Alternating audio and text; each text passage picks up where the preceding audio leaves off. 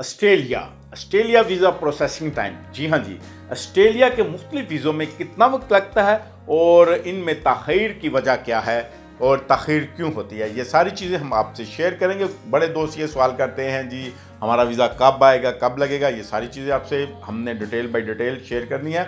तो मेरे दोस्तों, आज हम बात करने लगे हैं ऑस्ट्रेलिया के वीज़ों के बारे में। अस्सलाम वालेकुम दोस्तों, कैसे हैं आप? अगर आपने अभी तक मेरे चैनल को सब्सक्राइब नहीं किया तो चैनल को सब्सक्राइब कीजिए और बेल के आइकन को दबा के पे प्रेस कर दीजिएगा। क्या आप भी ऑस्ट्रेलिया जाने का ख्वाब देख रहे हैं, चाहे वो पढ़ाई के लिए हो या काम के लिए या फिर सैर तफरीह के लिए? लेकिन एक अहम सवाल जो हर किसी के जहन में होता है वो ये है कि मेरा वीज़ा कितने दिनों में आएगा। हर बंदा ये कहता हो मेरा वीज़ा कितने दिनों में आएगा, कितने दिन लग जाएंगे मेरे वीज़े को।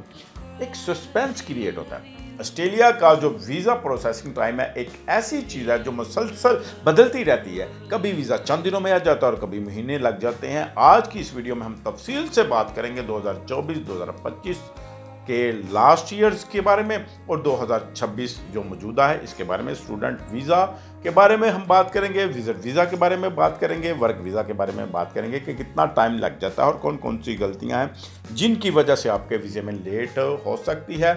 वीडियो को आखिर तक लाजमी देखें क्योंकि मैं इसमें आपको कुछ अहम टिप्स भी दूंगा जिससे आपका प्रोसेसिंग टाइम जो आपका प्रोसेस है तेज़ हो सकता है। जी हाँ दोस्तों, और अगर आपने अभी तक भी चैनल को सब्सक्राइब नहीं किया तो जल्दी से चैनल को सब्सक्राइब कर दीजिए। अच्छा जी, तो चलते हैं जी वीज़ा प्रोसेसिंग को समझने की तरफ। वीज़ा प्रोसेसिंग को हमने कैसे समझना है? सबसे जो पहले ये समझें कि ऑस्ट्रेलियन इमिग्रेशन वीज़ा फाइल को जो केस बाय केस देखती है। हर दरख्वास्त गुजार का प्रोफाइल अलग होता है। महकमा दाखिला यानी कि डिपार्टमेंट ऑफ होम अफेयर हर माह अपना डाटा अपडेट करता है जिसमें वो बताते हैं कि 25%, 50% और 90% केसेस कितने वक्त में मुकम्मल हुए। अगर आपका केस 90% वाली लिस्ट में है तो इसका मतलब है कि आपको ज़्यादा इंतज़ार करना पड़ेगा, और अगर आपका 25% वाली लिस्ट में तो जनाब यूं चुटकियों में आपका काम हो जाएगा, और अगर है 50% वाली में तो फिर थोड़ा कम टाइम लगेगा। अच्छा जी, ये सारी जो प्रोसेसिंग टाइम है वो अपडेट करते रहते हैं मेरे दोस्त। और इसके बाद जी जो स्टूडेंट वीज़ा है इसके बारे में हम बात कर लेते हैं। इसकी पहली कैटेगरी जो है इसको कहते हैं जी सब क्लास 500 वीज़ा। स्टूडेंट वीज़े का क्या नाम है जी? सब क्लास 500 वीज़ा है जी। इसकी जो अगर आप हायर एजुकेशन सेक्टर में जाना चाहते हैं, अगर आप यूनिवर्सिटी में डिग्री के लिए जा रहे हैं तो आम तौर पर ये 50% यानी केसेस में ऐसा होता है कि 30 से 45 दिनों में ये वीज़ा क्लियर हो जाता है। लेकिन कुछ केसेस में ये वक्त 3 से 4 माह भी लग सकता है। ये आपकी प्रोफाइल पे, आपकी फ़ाइल पे, आपके डॉक्यूमेंट्स पे डिपेंड करता है, और कि ये बड़ी बीनी से चेक किया जाता है आपको कि आप फेक स्टूडेंट तो नहीं जा रहे हैं। इसके अलावा एक दूसरी कैटेगरी है इसी एजुकेशन की जिसे हम वोकेशनल एजुकेशन कहते हैं, वेट, यानी कि डिप्लोमा कोर्सेज़ के लिए इसका जो प्रोसेसिंग टाइम थोड़ा ज़्यादा होता है। जी हाँ दोस्तों, अगर हम दूसरी मास्टर से और पीएचडी से हट के डिप्लोमा कोर्सेज के लिए जाते हैं तो इसका वक्त थोड़ा ज़्यादा लगता है। ऑस्ट्रेलिया अब इन चीज़ों को बड़ी सख्ती से देख रहा है, स्कैनिंग कर रहा है। यहाँ आपको 4 से 5 माह का जो वक्त लग सकता है, जेन बना के रखिएगा कि इससे पहले आपका काम नहीं होगा, ठीक है। और अब दूसरा जो वीज़ा है, पहला तो स्टूडेंट वीज़े की हमने बात की, दूसरा वीज़ा हम बात कर रहे हैं जी विजिट वीज़ा के बारे में। इसको बोलते हैं जी सब क्लास 600 वीज़ा, ठीक है। और दोस्तों, मैं आपसे बार बार कहता हूँ अगर ये वीडियो आपके किसी काम की नहीं है तो इसको छोड़ दें, लेकिन इसको अपने फ्रेंड्स एंड फैमिली मेम्बर में ज़रूर शेयर करें। हो सकता है किसी और का भला हो जाए, और चैनल को सब्सक्राइब करना ना भूलें यार। अच्छा, तो बात कर रहे थे विजिट वीज़ा के बारे में। स्टूडेंट वीज़ा की हमने बात कर ली, विजिट वीज़ा की बात करें। ये जो विजिट वीज़ा है इसको कहते हैं जी सब क्लास 600। अगर आप घूमने फिरने या फैमिली से मिलने जा रहे हैं तो जनाब इसका वक्त कितना 15 से 30 दिन का है। अगर फैमिली आपको स्पॉन्सर कर रही है, अगर कोई रिश्तेदार आपको बुला रहा है तो इसमें थोड़ा ज़्यादा जांच पड़ताल होती है। जी हाँ, अगर आपको फैमिली बुला रही है तो फिर ज़्यादा जांच पड़ताल होती है, और इसमें 40 से 60 दिन भी लग सकते हैं। ये भी अपने जहन में लाजमी रखिएगा। आजकल ऑस्ट्रेलिया वीज़ा पर काफ़ी सख्ती कर रहा है, इसलिए कि अपने बैंक स्टेटमेंट और वापसी के सबूत बहुत मजबूत रखिए। जी हाँ, इनमें ढील नहीं होनी चाहिए। बैंक स्टेटमेंट और वापसी के सबूत लाजमी वो देखते हैं। अब थोड़ी सख्ती हुई पड़ी है। اس کے علاوہ جناب جو اسکلڈ ویزا جس کو ہم کہتے ہیں کہ جو آپ جاب کے لیے وہاں پہ اپلائی کر سکتے ہیں، ورک ویزا جس کو، اس کا پروسیس سب سے طویل ہوتا ہے۔ ان ویزوں میں 8 ماہ کا وقت لگ سکتا ہے، اس سے زیادہ 18 ماہ بھی وہ لے سکتے ہیں۔ اس کی 2 کیٹیگری ہیں، سب کلاس 189 اور سب کلاس 193، یعنی کہ 190، ٹھیک ہے جی۔ اس میں آپ کا 8 سے 18 ماہ بھی لگ سکتے ہیں۔ اس کو جناب جو ایک اور ویزا ہے، اس کا سب کلاس 491، اس میں یاد رکھیے کہ 20 سے تقریباً 12 ماہ بھی لگ سکتے ہیں، 12 سے 20 ماہ بھی آپ نے اس کو ذہن میں رکھنا ہے۔